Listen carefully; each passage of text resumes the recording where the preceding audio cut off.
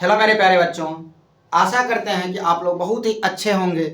पिछली क्लास की तरह फिर से आपके बीच हम एक नए वीडियो के साथ नए क्लास के साथ पहुंचे हैं और इस क्लास में आपको पता होना चाहिए कि हम नया चैप्टर स्टार्ट करने वाले हैं और जिस चैप्टर का नाम है अम्ल, भस्म एवं लवण। हमने चैप्टर 1 पूरी की पूरी कंप्लीट की है। अगर उसमें आपको कोई भी दिक्कत हो तो आप हमें कमेंट कर सकते हैं, कोई भी चीज़ें समझ में नहीं आया तो आप हमें कमेंट कर सकते हैं। और मैं आपको एक चीज़ बताता हूँ बच्चों कि यह आपकी रिवीजन क्लास है। रिवीजन क्लास बोले तो शॉर्टकट क्लास, जिसका मतलब ये होता है कि हमने पूरा का पूरा पाठ आपको पढ़ा दिया है। पढ़ाने के बाद इस पाठ का आपको हम संक्षिप्त व्याख्या करके शॉर्टकट में एक ही क्लास में चीज़ों को 2-3 क्लासों में समझाने की कोशिश करते हैं। तो हालांकि पिछला तो 5 क्लास में हुआ था, रासायनिक अभिक्रिया एवं समीकरण। यह देखते हैं कितने क्लास में जाता है। वैसे कोशिश रहता है कि कम से कम समय में आपको बेहतर तरीकों से हम समझाएं। आशा करते हैं कि आपको आवाज़ क्लियर सुनाई दे रही होगी। और अगर सारे के सारे बच्चों को सभी चीज़ें क्लियर है और अगर पहला चैप्टर अच्छे से समझ में आया है तो आप यस कमेंट करिए और हम आगे बढ़ते हैं। और आपका काम है बच्चों, फटाफट आप लोग लाइक कमेंट, और आप लोग क्या करते हैं, वीडियो देख लेते हैं बच्चों, लाइक और कमेंट करना छोड़ देते हैं। ये गलत बात है, बेईमानी इसको कहते हैं। आप लोग लाइक भी करिए, कमेंट भी करिए, सब्सक्राइब भी करिए। ऐसा नहीं कि 2 बार सब्सक्राइब करना, पता चले कि सब्सक्राइब से अनसब्सक्राइब हो गया। ठीक है, तो आते हैं कम टू दी पॉइंट। हम किसी भी व्यर्थ की बातों को डिस्कशन करके आपका समय ना तो बर्बाद करेंगे, ना ही तो हम अपना समय भी बर्बाद करेंगे। और आज हम चैप्टर 2 स्टार्ट करने वाले हैं, जिस चैप्टर का नाम है अम्ल, भस्म एवं लवण, जो आपके पीछे स्क्रीन पर यानी कि बोर्ड पर दिखाई दे रहा होगा। ठीक है, इस चैप्टर का नाम क्या है? इस चैप्टर का नाम है अम्ल। इसमें 3 बातें पढ़ेंगे। पहले हम लोग जानेंगे अम्ल के बारे में कि अम्ल किसको कहते हैं। पुनः हम लोग जानेंगे कि भस्म किसको कहते हैं। वो भस्म नहीं कि पहले के साधु संत नहीं कहते कि भस्म कर देंगे, वो वाला भस्म नहीं है, ये कुछ और भस्म कह रहा है। ठीक है, तो अम्ल के बारे में जानने वाले हैं, भस्म के बारे में जानने वाले हैं। और तीसरा तो सबसे आखिरी और सबसे बढ़िया चीज है, उसको कहते हैं लवण, क्योंकि इसका तो हमारे दैनिक जीवन में भी उपयोग है। और लवण बोले तो साधारण नमक, जो हम लोग घर में क्या करते हैं, खाने में उपयोग करते हैं। बस उसी नमक की हम चर्चा करेंगे और कुछ नहीं। डरने घबराने की कोई जरूरत। सर कहाँ से आ गया ये सब? अंग्रेजी शब्द पहले जान लीजिए। अम्ल को अंग्रेजी में बच्चों एसिड कहते हैं। अम्ल को अंग्रेजी में क्या कहते हैं? एसिड कहते हैं। भस्म को अंग्रेजी में बेस कहते हैं और लवण को अंग्रेजी में साल्ट कहते हैं। और हमें पता है कि ये आपको नहीं दिख रहा है, इसीलिए हम इसको यहाँ लिख देते हैं। इसको हम लोग अंग्रेजी में क्या कहेंगे? इसी को हम लोग अंग्रेजी में साल्ट कहते हैं। क्या कहते हैं? साल्ट। साल्ट का मतलब ही नमक होता है। अब चलिए बात करते हैं। सबसे पहले आज की जो क्लास होने वाली है बच्चों, इस क्लास में हम लोग ना मेन रूप से अम्ल के ऊपर चर्चा करेंगे। मेन रूप से अम्ल के ऊपर चर्चा करके आज इस अम्ल का मतलब द एंड कर देंगे। ठीक है, खत्म कर देंगे। तो चलिए बिना समय को गवाए फिर से आते हैं वहीं पर जिस पर बात हो रही थी, अम्ल पर। अम्ल की अगर हम बात करें ना, तो हम अम्ल की अगर बात करें तो यह अम्ल एक लैटिन भाषा के एक छोटे से शब्द से बना है, जिसका नाम था एसिडस। अम्ल किस शब्द की उत्पत्ति किस शब्द से हुई है? लैटिन भाषा के एसिडस शब्द से हुई है। और उस एसिडस का मतलब होता है खट्टा। लैटिन भाषा के जिस एसिडस शब्द से इसकी उत्पत्ति हुई है उसका मतलब क्या होता है बच्चों?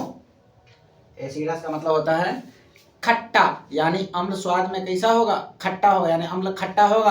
और इस बात का पता कैसे चलेगा? टेस्ट करके देखेंगे कैसा है, क्योंकि स्वाद का भाई पता तो एक ही चीज से चल सकता है ना, टेस्ट करके, खाने के बाद ही पता चलेगा। बिना खाए क्या आप उसके बारे में बता दीजिएगा? बिल्कुल नहीं।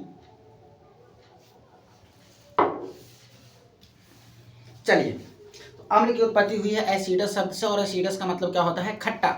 अब अम्ल की परिभाषा की बात करते हैं कि सर छोड़िए ये फालतू की झंझट, come to the point direct है। क्योंकि हम जानते हैं बिहार बोर्ड की तैयारी करते हैं और बिहार बोर्ड में ना अम्ल की परिभाषा कैसे पूछता है, उस पर ज़्यादा न्यूमेरिकल तो आते नहीं है, किसी पर बस परिभाषा बेसिस क्वेश्चन होते हैं। तो आते हैं परिभाषा की तरफ बच्चों। अम्ल की परिभाषा भी यहाँ पर 2 तरीकों से आपको बताया जाएगा। पहला, गुण के आधार पर, कि अम्ल के अंदर जो गुण पाया जाता है ना, उसके आधार पर हम इसका परिभाषा निकालेंगे। और दूसरा का जो परिभाषा है ना, पहला अम्ल की परिभाषा की अगर हम बात करें, यह जो अम्ल है ना, इस भाई साहब की अगर हम परिभाषा की बात करें तो हम इसकी परिभाषा आपको पहला इसके गुण के आधार पर, किसके आधार पर? गुण के आधार पर बताने वाले हैं। और दूसरा जो है ना बच्चों, आर्हेनियस नाम के एक प्रसिद्ध वैज्ञानिक थे, बस उन्होंने क्या कहा है अम्ल के बारे में, उनके अनुसार अम्ल क्या था, उसके आधार पर हम आपको क्या करेंगे? परिभाषा बताएंगे। दोनों पर बताएंगे। बेसब्री से एकदम सीट बेल्ट बांध करके तैयार रहिए जानने के लिए। सबसे पहले बच्चों हम इसके गुण की बात करते हैं। अभी हमने देखा कि स्वाद में तो ये खट्टा होता है, पहला गुण इसका यही निकला। क्या निकला? क्या स्वाद में खट्टा होता है। तो हम कह सकते हैं वैसा पदार्थ या वह पदार्थ जिसका जलीय विलयन स्वाद में क्या हो बच्चों, खट्टा हो, जिसका जलीय, एक मिनट बच्चों,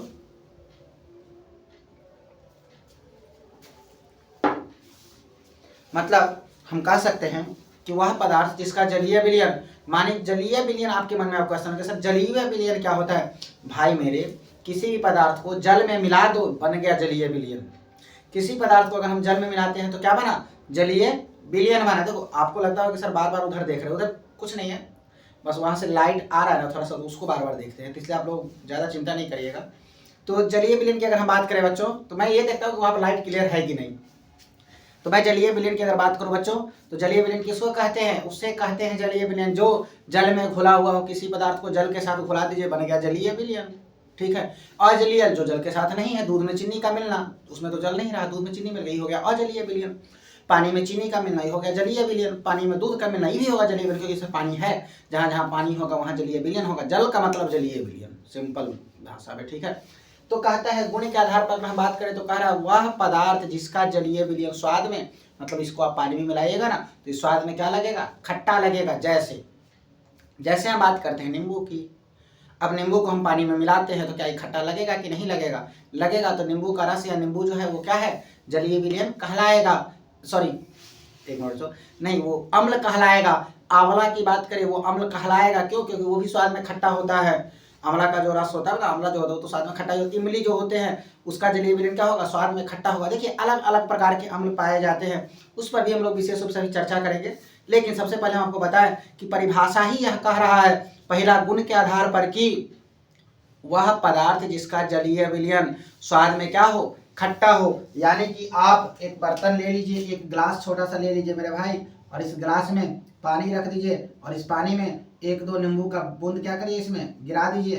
ये स्वाद में क्या हो जाएगा, खट्टा लगेगा। और जब ये स्वाद में खट्टा ये जलीय विलयन लगेगा, ये जलीय विलयन है। जलीय विलयन मतलब जो जिसमें जल हो, जलीय विलयन बोले तो जिसमें जल हो, और जो स्वाद में खट्टा लगे। और जो स्वाद में खट्टा लगता है वही तो अम्ल कहलाता है, वही क्या कहलाता है, अम्ल कहलाता है। और दूसरा, अम्ल के गुण में ही एक और बात याद रखिएगा, अगर इस अम्ल की अभिक्रिया हम धातु के साथ कराते हैं, अगर इस अम्ल की अभिक्रिया हम किसी धातु के साथ कराते हैं तो हाइड्रोजन गैस मुक्त करता है। तो सर आप कहना ही चाहते हैं कि मतलब ये जो अम्ल है ना, ये अम्ल जो है, इस अम्ल को मिलाएंगे अगर हम किसी धातु के साथ, अभिक्रिया कराएंगे किसके साथ, किसी धातु के साथ, तो ये क्या करेगा। तो आपने कहा सर कि यह हाइड्रोजन गैस मुक्त करेगा। देखो भाई, हम तीर चिन्ह के पीछे जगह छोड़े हैं ना, इसका मतलब ये हुआ कि इसमें क्या करना है पता है आपको, जब अभिक्रिया कराइएगा तो कुछ ना कुछ तो होगा ही ना, वो लिखेंगे। और हाइड्रोजन गैस मुक्त होता है, गैस तो ऊपर की ओर निकलेगा, तो ऊपर की ओर तीर चिन्ह दिए ताकि पता चले ऊपर ही निकल रहा है। तुमको अवसर किधर से गया खोजना शुरू कर दोगे, इसलिए तीर चिन्ह हमेशा क्या करते हैं, ऊपर की ओर ही देते हैं गैस निकलने के लिए। देखिए बच्चों, हम बहुत ही ज़्यादा प्रयास आपके लिए कर रहे हैं, बेहतर के लिए। आपका भी कार्य है हर एक पॉइंट को याद कर जाना है यार, घर पर जाकर के दोबारा कॉपी ओपन करना ही नहीं है। ठीक है।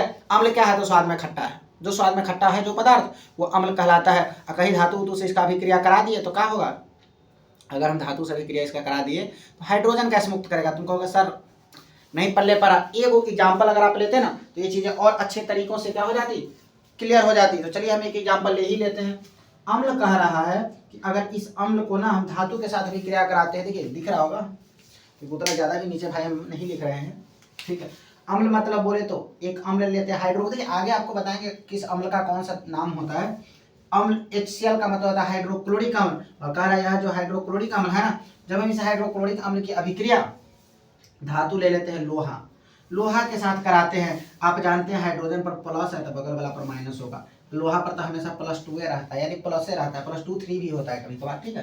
तो लो यहाँ पर ना जब इसके साथ हम अभिक्रिया कराते हैं बच्चों, तो ये क्या करता है, हाइड्रोजन गैस मुक्त करता है। जब हाइड्रोजन गैस की बात हो तो ये H2 के रूप में होगा। देखो संतुलित नहीं है तो हम कर लेंगे संतुलित। और तीर चिन्ह का मतलब ऊपर की ओर क्या हुआ, गैस बन करके निकल गया, H2 हुआ, और गैस बन करके ऊपर की ओर तीर चिन्ह का मतलब है कि H2 गैस बन करके उड़ गया मेरे बच्चों। और कह रहा है Cl माइनस है और Fe बच गया, तो यहाँ लिखेंगे FeCl, और ये 2 हो जाता है क्योंकि लोहा पर 2 आयन होता है। ठीक है। FeCl2। आप कहेगा सर संतुलित नहीं है, तो हम कहेंगे लो भाई संतुलित है, देख लो ध्यान से, था नहीं अब तो है ना। क्या किए, यहाँ लोहा एक Cl2, 2 से गुना किए तो Cl2, हाइड्रोजन 2 और हाइड्रोजन 2 हो गया संतुलित, कहानी खत्म। तो यही था अम्ल के गुण के आधार पर ना इसका परिभाषा कि अम्ल के गुण के आधार पर अम्ल को किसे कहते हैं। तो सबसे पहले आपसे कोई पूछे कि अम्ल क्या है, तो भाई मेरे अम्ल वह पदार्थ है जिसका जलीय विलयन स्वाद में खट्टा हो, और अगर उस पदार्थ को हम जल के साथ धातु के साथ अभिक्रिया कराते हैं तो वो क्या करता है, हाइड्रोजन गैस मुक्त करे। आगे बढ़ते हैं दूसरा पॉइंट कि भाई आर्हेनियस नाम के जो वैज्ञानिक थे ना, उनका क्या कहना था, वो क्या बोले अम्ल के बारे में। अभी तो आप बोले सर कि दो परिभाषा है, पहला गुण के आधार पर, दूसरा आर्हेनियस नाम के वैज्ञानिक के आधार पर। मेरे द्वारा नहीं, आर्हेनियस नाम के वैज्ञानिक, ऐसा नहीं कहना सर आप बोल रहे हैं क्या, हम ये बोल रहे हैं कि वो भाई साहब बोले क्या थे, ठीक है। ये नहीं सोचना कि आशीष सर आप अपना परिभाषा तो नहीं निकाल दिए, हम अपना परिभाषा नहीं निकाली, इतनी एबिलिटी हमें नहीं है भाई। वो जो बोले हैं वही बात लेकर के हम आपके सामने आए हैं कि आर्हेनियस जी इसके बारे में क्या कहें। उससे पहले अगर किसी को ये नोट करना है या स्क्रीनशॉट लेना है, आप जल्दी से जल्दी लीजिए, जल्दी कीजिए।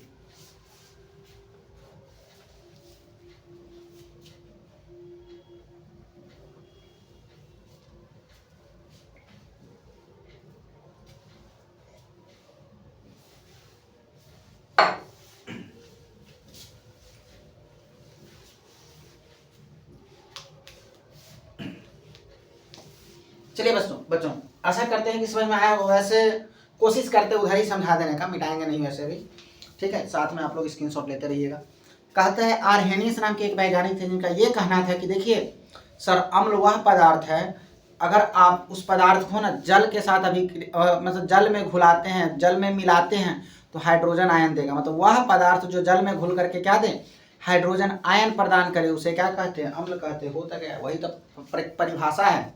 अम्ल किसे कहते हैं, तो ये हम नहीं, आर्हेनियस नाम के वैज्ञानिक का कहना था, ई भाई साहब का कहना था कि देखिए सर अम्ल ना एक ऐसा पदार्थ है, मतलब वह पदार्थ जिसकी अभिक्रिया आप जल के साथ कराते हैं, मतलब जल में घुलाते हैं, तो जल में घुल करके यह भाई साहब क्या करते हैं, हाइड्रोजन आयन देते हैं। H2 गैस हो गया, हाइड्रोजन आयन मतलब होता है प्लस का चार्ज, ये देते हैं, ठीक है। गोला कर दिए समझने के लिए, ऐसा नहीं कि गोला आयन देते हैं। मतलब एक छोटा सा डायग्राम लेते हैं भाई कि अगर हमारे पास पानी है, क्या है, पानी है, H2O है पहले से, इस H2O में अम्ल का संयोग कराते हैं। मतलब इसमें हम क्या करते हैं, किसी वस्तु को ले लो, मान लेते हैं एक डिब्बा ऊपर से और बना देते हैं, अपने घर का तो बोर्ड है, अपने घर का मार्कर है, क्या दिक्कत है। चलिए इसमें हम कोनो अम्ल एसिड रख दिए, ठीक है, और इस अम्ल को क्या करते हैं, इसके साथ हम मिलाते हैं, फटाक से इसमें से क्या करेगा, हाइड्रोजन आयन प्रदान करेगा, H+ इसमें से बाहर निकाल देगा। जब कभी भी अम्ल की अभिक्रिया, अम्ल को जब कभी भी हम जल में घुलाते हैं तो ये क्या करता है, हाइड्रोजन आयन देता है, ठीक है, हाइड्रोजन आयन देता है। आर्हेनियस यही बात तो बोले हुए थे, कहाँ कुछ बहुत बड़ा बात नहीं बोल दिए थे, बस यही बोले थे कि जब आप अम्ल की अभिक्रिया जल के साथ कराते हैं, मतलब वह पदार्थ जो जल में घुलकर, जब उस पदार्थ को हम जल में घुलाते हैं तो क्या होता है, हाइड्रोजन आयन देता है। जो हाइड्रोजन आयन देता है वही अम्ल कहलाता है, ठीक है। मतलब कहने के बाद सर ये सब तक हो गया व्यर्थ की बातें, ठीक है, हमको बढ़िया से समझा दिया, समझने के लिए आप बोले, लेकिन क्या किताब में ये सब लिख देंगे, नहीं, उसके लिए वो उदाहरणों देते हैं। कहे तुम धैर्य रखो मेरे भाई, ऐसा करते हैं ना कि नीचा यहाँ पर आ जाएगा समझ में। चलो ठीक है, एक छोटा सा एग्जाम्पल हम लेते हैं इसी में बीच में हटाने का। कह रहा है कि अम्ल वह पदार्थ है जो जल में घुलकर हाइड्रोजन आयन देता है। बड़ी आसान सवाल है, देखो अम्ल का बोले तो HCl हाइड्रोक्लोरिक अम्ल। HCl का क्या नाम है मेरे भाई, HCl का मतलब होता है हाइड्रोक्लोरिक अम्ल, और इस हाइड्रोक्लोरिक अम्ल को लिए और इसको पानी में घुलाना शुरू कर दिए। और पता है ना बीच में जो कोनो काम करते हैं उसको तीर चिन्ह के ऊपर चाहे नीचे लिखते हैं, ये रहा हमने ऊपर लिख दिया। जब HCl की अभिक्रिया, जब HCl को पानी में घुलाए, मतलब H2O में घुलाएं, तो दिया क्या, इसने दिया हाइड्रोजन आयन। यह क्या निकाला, हाइड्रोजन आयन दे दिया। हाइड्रोजन आयन बोले तो H पर प्लस आयन और Cl पर माइनस आयन, H पर प्लस और Cl पर माइनस, और हाइड्रोजन आयन इसी को कहते हैं। क्लोरीनो आयन है, लेकिन दिया है हमें मेन रूप से किसको पकड़ना है, तो हाइड्रोजन आयन को पकड़ना है। देखिए आशा करते हैं कि चीजें आपको स्पष्ट रूप से समझ में आ रही होगी। अगर समझ में आ रही है तो इधर वाले साइड में, अच्छा किसी को नोट स्क्रीनशॉट वगैरह लेना है तो आप ले लीजिए, क्योंकि हम चाहते हैं इसको नीचे वाले को मिटा दें। जल्दी से मेरे बच्चों, जिनको भी स्क्रीनशॉट लेना है, स्नैपशॉट फटाक से लीजिए, तो जल्दी लीजिए। चलिए मिटाते हैं। आप देखो ले लिए हो तो बढ़िया बात है, और नहीं लिए हो ना तो एक और बढ़िया बात है कि तुम क्या करो, मेरे वीडियो को पॉज करो और रोक करके स्क्रीनशॉट ले लो, थोड़ा सा बैक करके 10 सेकंड बैक करो, फिर उसको ना रोको और फिर से स्क्रीनशॉट लो, इसलिए बोधू बनने की जरूरत नहीं है। अब एक और उदाहरण लेते हैं। कह रहा है कि सर एक और अम्ल ले लीजिए। क्या बोला है सर? एक और अम्ल ले लीजिए जिस अम्ल का नाम है H2SO4। क्या नाम है मेरे भाई? H2SO4। सबसे फेमस अम्ल है H2SO4 जिसको कहते हैं सल्फ्यूरिक अम्ल। क्या कहते हैं? सल्फ्यूरिक अम्ल। ये का है? यह है सल्फ्यूरिक अम्ल। और जब सल्फ्यूरिक अम्ल की अभिक्रिया फिर वही काम H2O यानी कि पानी में कराते हैं इसका संयोग, जब हम सल्फ्यूरिक अम्ल को जब हम पानी के साथ संयोग कराते हैं ना, तो ये क्या करता है? फिर से वही बात, हाइड्रोजन आयन देता है और प्लस बचा क्या? SO4। तो SO4 उधर चला गया। एक चीज याद रखिएगा, हाइड्रोजन तो 2 गो था, इसमें 2 लगा दीजिए संतुलित करने के लिए, ठीक है। इस पर प्लस है, उस पर माइनस होगा, इस पर प्लस है तो इस पर माइनस होगा, ठीक है। और आशा करते हैं कि समझ में आया होगा। और स्वाभाविक है भाई कि 2 गो हाइड्रोजन था तो इसके ऊपर में 2 गो हाइड्रोजन का चार्ज है तो इस पर -2 हो जाएगा। क्लियर है? आशा करते हैं कि आपको ये चीजें समझ में आ रही होगी। देखिए और कुछ आप लोग भी बनाने का काम करिएगा। वैसे एक और हम ले लेते हैं, ले लेके छोड़ दे।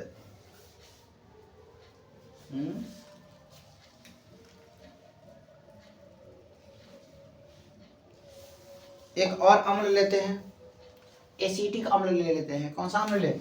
एसिटिक अम्ल। इसको मिटा देते हैं। एक एसिटिक अम्ल लेते हैं जिसका रासायनिक सूत्र होता है CH3 और COOH। बड़ा आसान है। इसको पानी के साथ जब हम मिलाएंगे, मतलब जल के साथ जब हम इसका संयोग कराएंगे, तो जल के साथ संयोग करने पर ही भाई साहब क्या करेंगे? सबसे पहले हमको कहेंगे लो भाई अपना हाइड्रोजन आयन पकड़ो। ये जो कांच वाला हाइड्रोजन है ये अपनी साइड पकड़ के यहाँ पर आ गया। बचा क्या? CH3COO माइनस होता गया। कहानी खत्म, इतना ही था, ठीक है।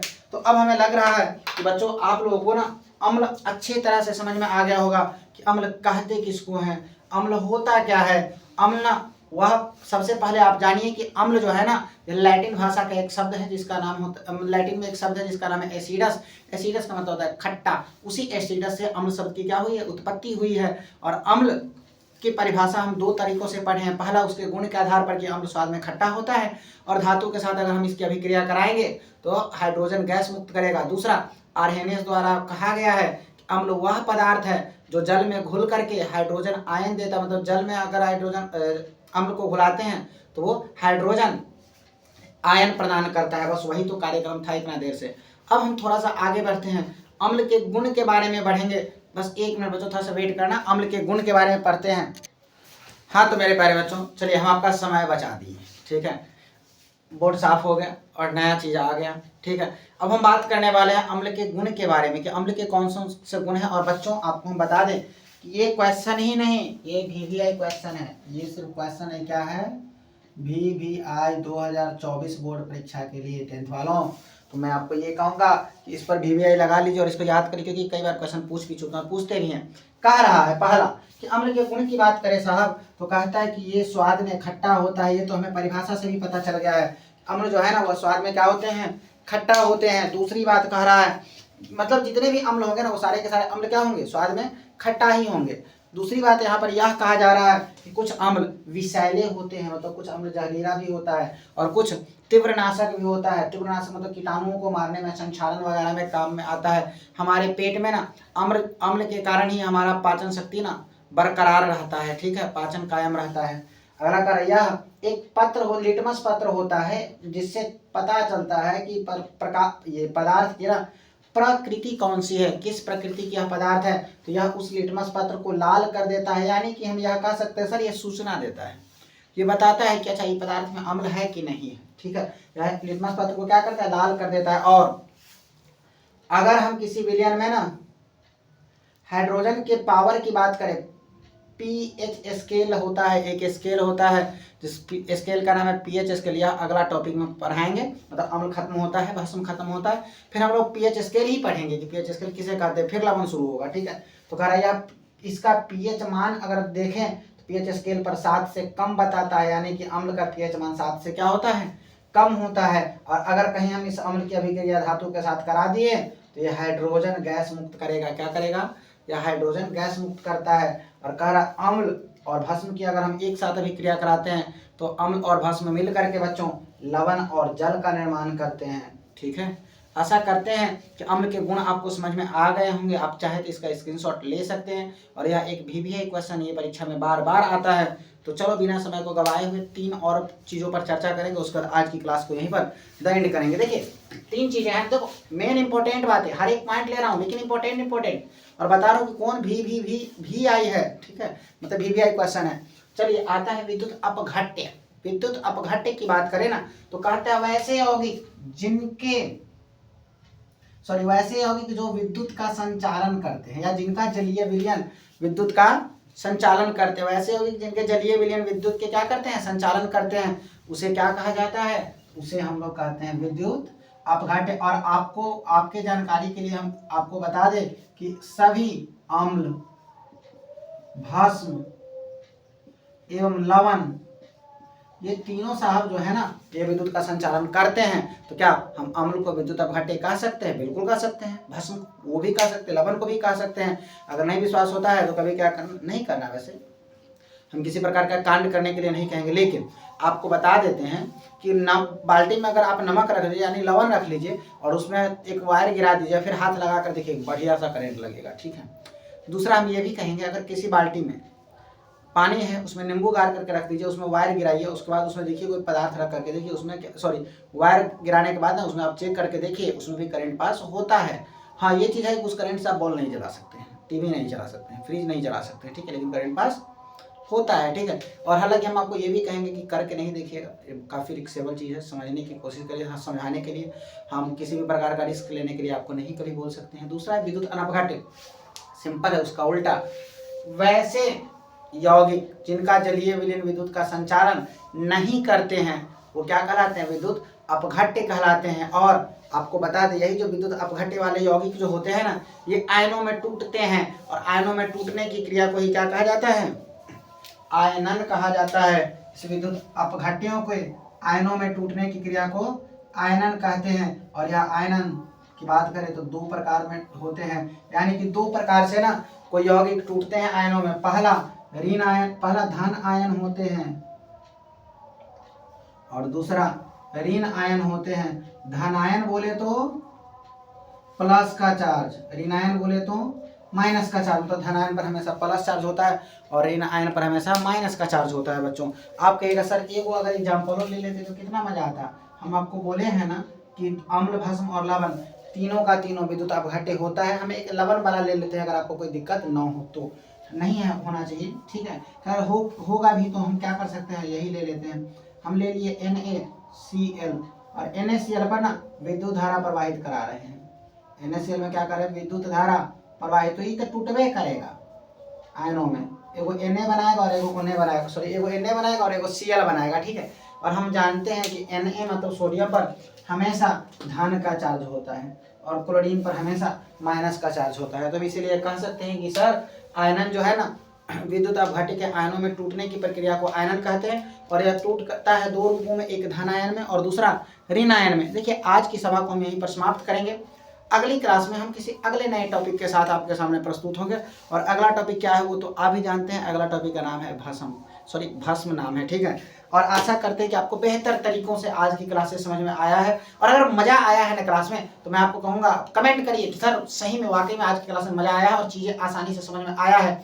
कोई डाउट है तो भी कमेंट करिए। ठीक है, कोई दिक्कत नहीं, हम उस पर देखने के आपके डाउट्स को क्लियर करने के लिए तैयार हैं और मिलते हैं। और हाँ बच्चों एक चीज़ मैं आपको जरूर कहूँगा, कुछ इम्पोर्टेंट, ठीक है, आप अम्ल का ना नाम याद कर लीजिएगा और किस पदार्थ में कौन सा, जैसे नींबू में कौन सा, नींबू में अम्ल पाया जाता है, सही है, इमली में भी अम्ल पाया जाता है, ये भी सही, लेकिन कौन सा अम्ल पाया जाता है, क्योंकि यहाँ तो आप हाइड्रोक्लोरिक अम्ल की भी बात किए हैं एक जगह नाइट्रिक अम्ल की भी बात नहीं की है, कर सकते हैं, सल्फ्यूरिक अम्ल भी है, एसिटिक अम्ल भी है। तो ये किस पदार्थ में कौन सा अम्ल पाया जाता है, ये बड़ी कंफ्यूजन बच्चों के बीच होती है। ठीक है, तो आपको हम ये कहेंगे कि तालिका देख करके, ठीक है, इस तालिका को देख करके आप उसे क्या करिए, याद करने की कोशिश करिए, कॉपी में नोट करने की कोशिश करिए। ठीक है बच्चों, और मिलते हैं हम फिर से अगले क्लास में अगले टॉपिक के साथ। आज का दिन आपका भी शुभ हो, हमारा भी शुभ हो।